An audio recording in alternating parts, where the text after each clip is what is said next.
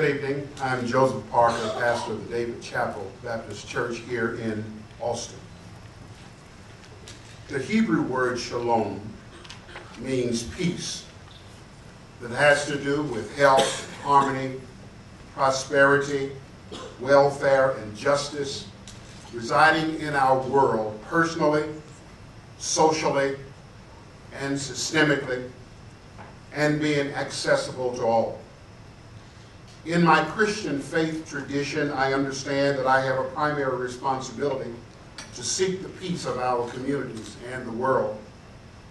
I saw this seeking of peace in my childhood in Birmingham, Alabama, when I accompanied my Baptist pastor father in his efforts to help black people secure their human rights. And as a young boy, I watched my father and his friend, Dr. Martin Luther King, Jr., and I began to embrace and develop an understanding of being a peace seeker and embrace Dr. King's words that said, our lives begin to end the day we become silent about things that matter. We are gathered here tonight, people of different religious faiths and perhaps even those who adhere to no faith, alongside others who have personally suffered, who have been in prison in Iran, who have been beaten and abused daily.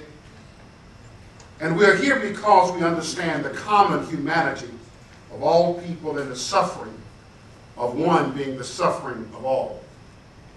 We also understand, as we have already heard tonight, that injustice anywhere is a threat to injustice everywhere. And you and I share a common heart to seek the peace of our world and not be silent about things that matter. Indeed, the specific matter that has called us together tonight is the injustice and the destruction of peace for Iranian Baha'is and other prisoners of conscience in Iran, and specifically for 7 individuals, 2 women and 5 men, the oldest among them being 77 years old, whose brother we experienced tonight, about whom it has been said that the only crime that these have committed is that they are Baha'i. They are peace-loving and obedient to the law of their land and have worked for the betterment of Iranian society. As I have come to learn about our speaker and what I would call his heart for the peace of the world and his courage to speak out on issues such as peace and security and human rights, I believe he lives his life not being silent about things that matter. I'm therefore honored to introduce a gentleman this evening who has worked for the United States Commission on International Religious Freedom since 2002, who presently serves as its Deputy Director of Policy and Research. And prior to that time, he consulted with the United Nations on Human Rights and International Conflict Resolution.